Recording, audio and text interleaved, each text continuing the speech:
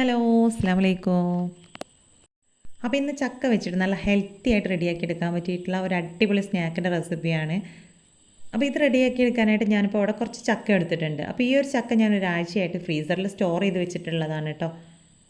അപ്പോൾ അതിൽ നിന്ന് കുറച്ച് ചക്ക എടുത്തിട്ട് അതിൻ്റെ കുരുവൊക്കെ മാറ്റിയെടുത്തതിന് ശേഷം ഇതുപോലെ ഒന്ന് ചെറുതായിട്ട് തന്നെ ഒന്ന് അരിഞ്ഞെടുത്തിട്ടുണ്ട്. പിന്നെ അടുത്തതായിട്ട് ഇതിലേക്ക് വേണ്ടത് തേങ്ങയാണ്. അപ്പോൾ അതിലേക്ക് ഒരു തേങ്ങയാണ് കേട്ടോ ഞാൻ എടുത്തിട്ടുള്ളത്. ഇനി അടുത്തതായിട്ടൊരു പാത്രത്തിലേക്ക് കുറച്ച് നെയ്യ് ചേർത്ത് കൊടുക്കാം. അപ്പോൾ നെയ്യൊക്കെ ഫുള്ളായിട്ടൊന്ന് മെൽറ്റായി വരുന്ന സമയത്ത് നമ്മൾ നേരത്തെ അരിഞ്ഞ് മാറ്റി വെച്ചിട്ടുള്ള നമ്മുടെ ചക്കയും ചിരകിയെടുത്തിട്ടുള്ള തേങ്ങയും കൂടെ ഇതിലേക്ക് ചേർത്ത് കൊടുക്കാം. അപ്പോൾ നല്ല മധുരമുള്ള ചക്കയൊക്കെ എടുക്കുകയാണെന്നുണ്ടെങ്കിൽ കുറച്ചുകൂടെ നല്ല ഒരു ടേസ്റ്റാണ് കേട്ടോ. അപ്പോൾ നമ്മൾ ചിരകിയെടുത്തിട്ടുള്ള ഒരു തേങ്ങയും ചക്കയും മുഴുവനായിട്ട് ഇതിലേക്ക് ചേർത്ത് കൊടുത്തിട്ടുണ്ട്. ഇനി പഴമൊക്കെ വഴറ്റിയെടുക്കുന്ന സെയിം രീതിയിൽ തന്നെ നമ്മുടെ ഈ ഒരു ചക്കയും വഴറ്റിയെടുക്കാം. അപ്പോൾ നല്ല കട്ടിയുള്ള ചക്കച്ചോളൊക്കെ ആണെന്നുണ്ടെങ്കിൽ പെട്ടെന്ന് തന്നെ നമുക്ക് നല്ല പോലെ തന്നെ കുക്കായിട്ട് ഉടഞ്ഞു കിട്ടും. ഇനി കട്ടി കുറവുള്ള ചക്കയൊക്കെ ആണെന്നുണ്ടെങ്കിൽ നമുക്ക് കുറച്ച് വെള്ളമൊക്കെ ഒഴിച്ചിട്ട് ഒന്ന് കുക്ക് ചെയ്തെടുത്താൽ മതി. അപ്പോഴാണ് പെട്ടെന്നൊന്ന് കുക്കായിട്ട് കിട്ടുകയുള്ളൂ. അപ്പോൾ നമ്മുടെ ഈ ഒരു ചക്കയ്ക്കും കുറച്ച് കട്ടി കുറവുള്ളതുകൊണ്ട് തന്നെ ഞാനിതിലേക്ക് വെള്ളം ചേർത്ത് കൊടുത്തതിന് ശേഷം നല്ല പോലെ ഒന്ന് മിക്സ് ചെയ്തെടുത്ത് ഒന്ന് അടച്ച് വെച്ച് വേവിച്ചെടുക്കുന്നുണ്ട്. അപ്പോൾ ഒരു 10-15 മിനിറ്റ് ഇതുപോലെ ലോ ഫ്ലെയിമിലിട്ട് വെക്കുമ്പോഴേക്കും നമ്മുടെ ചക്കയൊക്കെ നല്ല രീതിയിൽ തന്നെ വെള്ളമൊക്കെ വറ്റി നല്ല പോലെ ഉടഞ്ഞു കിട്ടും. ഇനി എല്ലാം കൂടെ നല്ല പോലെ ഒന്ന് മിക്സ് ചെയ്തെടുത്ത് കഴിഞ്ഞാൽ ഇനി നമുക്കിതിലേക്ക് മധുരത്തിന് ആവശ്യമായിട്ടുള്ള ശർക്കര ചേർത്ത് കൊടുക്കാം. അപ്പോൾ ശർക്കരയ്ക്ക് പകരമായിട്ട് പഞ്ചസാരയും ചേർത്ത് കൊടുക്കാം കേട്ടോ. അപ്പോൾ ഞാനിപ്പോൾ അവിടെ 2 അച്ച് ശർക്കര ചെറുതായിട്ട് തന്നെ ഒന്ന് പൊടിച്ചെടുത്തതിന് ശേഷമാണ് ഇതിലേക്ക് ചേർത്ത് കൊടുത്തിട്ടുള്ളത്. ഇനി ഫുള്ളായിട്ട് കംപ്ലീറ്റ് ഒന്ന് മെൽറ്റ് ചെയ്തെടുത്തതിന് ശേഷം ശർക്കര പാനി വേണമെങ്കിൽ അങ്ങനെ ഇതിലേക്ക് ചേർത്ത് കൊടുക്കാം കേട്ടോ. ഇനി ഈ ഒരു ശർക്കരയൊക്കെ ഇതിൽ കിടന്ന് കംപ്ലീറ്റ് ഒന്ന് മെൽറ്റായി വരുന്നത് വരെ നമുക്ക് ലോ ഫ്ലെയിമിലിട്ടിട്ട് ഒന്ന് ഇളക്കി കൊടുക്കാം.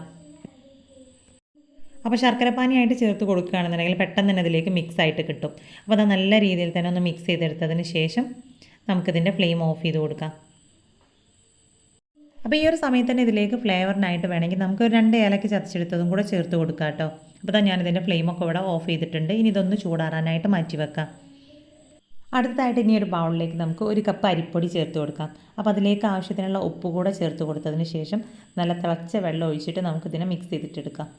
അപ്പോൾ വറുത്തതോ വറുക്കാത്തതോ ആയിട്ടുള്ള അരിപ്പൊടി എടുക്കാം കേട്ടോ. അപ്പോൾ സാധാരണ നമ്മൾ ഇടിയപ്പത്തിനൊക്കെ റെഡിയാക്കി എടുക്കുന്ന സെയിം രീതിയിൽ തന്നെ കുറച്ച് ലൂസായിട്ടുള്ള ഒരു മാവാണ് നമുക്കിവിടെ റെഡിയാക്കി എടുക്കേണ്ടത്. അപ്പോൾ അതിനനുസരിച്ച് നോക്കിയിട്ട് വെള്ളം ഒഴിച്ച് കൊടുക്കാം. അപ്പോൾ ചെറിയൊരു ലൂസായിട്ടുള്ള ഒരു ലെവലിലാണ് കേട്ടോ നമ്മളിതിൻ്റെ ഒരു മാവ് റെഡിയാക്കി എടുക്കേണ്ടത്. ഇനി കൈകൊണ്ട് കുഴച്ചെടുക്കാൻ പാകത്തിനുള്ള ചൂടാറി കഴിഞ്ഞിട്ടുണ്ടെങ്കിൽ നല്ല രീതിയിൽ കൈവച്ച് ജസ്റ്റ് ഒന്ന് മിക്സ് ചെയ്തെടുത്തതിന് ശേഷം ഇതിൽ നിന്നും ഇതുപോലെ കുറച്ച് വലുപ്പത്തിലുള്ള ബോൾസ് ആക്കി എടുത്തതിന് ശേഷം വാഴയിലയിൽ കൈവച്ചിട്ട് നല്ല രീതിയിൽ തന്നെ ഒന്ന് പരത്തിയെടുക്കാം.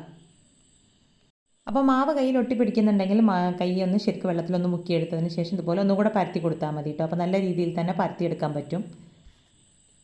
അപ്പോൾ നല്ല തിന്നായിട്ടാണ് കേട്ടോ ഇത് പരത്തിയെടുക്കേണ്ടത്. അപ്പോൾ എല്ലാ ഭാഗത്തേക്കും തിക്നെസ് ഒരേപോലെ ആവുന്ന രീതിയിൽ തന്നെ നല്ല പോലെ ഒന്ന് പരത്തി എടുത്തതിന് ശേഷം നേരത്തെ നമ്മൾ റെഡിയാക്കി വെച്ചിട്ടുള്ള നമ്മുടെ ആ ഒരു ചക്കയുടെ മിക്സ് ഇതിൻ്റെ ഒരു സൈഡിലായിട്ട് വെച്ച് കൊടുക്കാം. അപ്പോൾ ചക്കയും ഈ ഒരു തേങ്ങയും കൂടെ ചേർത്തുള്ള ഈ ഒരു ഫില്ലിങ് ഇങ്ങനെ വെറുതെ കഴിക്കാൻ നല്ല ടേസ്റ്റാണ് കേട്ടോ. അപ്പോൾ അതിൻ്റെ സൈഡിലായിട്ട് ഇതുപോലെ വെച്ച് കൊടുത്തിട്ടുണ്ട്. ഇനി ഇതിനെ നമുക്ക് ഒന്ന് മടക്കി കൊടുക്കാം. അപ്പോൾ സൈഡൊക്കെ നല്ല രീതിയിൽ തന്നെ ഒന്ന് ഒട്ടിച്ച് കൊടുക്കാം. അപ്പോൾ സിമ്പിളായിട്ട് ചക്ക വെച്ചിട്ടുള്ള ഒരു അടയാണ് കേട്ടോ നമ്മളിപ്പോൾ അവിടെ റെഡിയാക്കി എടുക്കുന്നത്. അപ്പോൾ എല്ലാം ഇതേ ഒരു രീതിയിൽ തന്നെ റെഡിയാക്കി എടുത്തതിന് ശേഷം ഞാനിവിടെ ഇഡ്ഡലി പാത്രത്തിൽ കുറച്ച് വെള്ളം വെച്ച് കൊടുത്തിട്ടുണ്ട്. ഇനി ഇതിന് മുകളിലായിട്ടൊരു തട്ട് വെച്ച് കൊടുത്തതിന് ശേഷം അതിന് മുകളിലേക്ക് നമ്മുടെ ഈ ഓരോ അടയും വെച്ച് കൊടുത്ത് ആവിയിലൊന്ന് വേവിച്ചിട്ടെടുക്കാം. അപ്പോൾ നല്ല തിന്നായിട്ട് തന്നെ മാവൊക്കെ പരത്തിയെടുത്തത് കൊണ്ട് തന്നെ വളരെ കുറഞ്ഞ സമയത്തിൻ്റെ ഉള്ളിൽ തന്നെ ഇത് കുക്കായിട്ട് കിട്ടും. അപ്പോൾ ഒരു സൈഡൊന്ന് കുക്കായി വരുന്ന ആ ഒരു സമയത്ത് തന്നെ നമുക്കിതിനെ ഒന്നുകൂടെ ഒന്ന് തിരിച്ചിട്ട് 2 സൈഡും നല്ല പോലെ തന്നെ ഒന്ന് ആവി കയറ്റിയെടുക്കാം. അപ്പോൾ നല്ല പോലെ ആവി വരുന്ന ആ ഒരു സമയത്ത് നല്ലൊരു സ്മെല്ലാണ് കേട്ടോ വരുന്നത്. നമ്മുടെ ആ ഒരു ഇലയുടെ ആ ഒരു സ്മെല്ലൊക്കെ നല്ല അടിപൊളിയാണ്.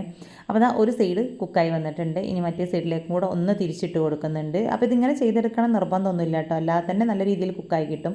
അപ്പോൾ ഞാനിപ്പോൾ അവിടെ 2 സൈഡും ഒന്നുകൂടെ ഒന്ന് തിരിച്ചു മറിച്ചിട്ടിട്ട് കുക്ക് ചെയ്തെടുക്കുന്നുണ്ട്. അപ്പോൾ അതൊരു 10 മിനിറ്റ് ഒക്കെ ആകുമ്പോഴേക്കും 2 സൈഡും നല്ല രീതിയിൽ തന്നെ കുക്കായി വന്നിട്ടുണ്ട് കേട്ടോ. ഇനി ഓരോന്നും ഇതിൽ നിന്നും മാറ്റി കൊടുക്കാം.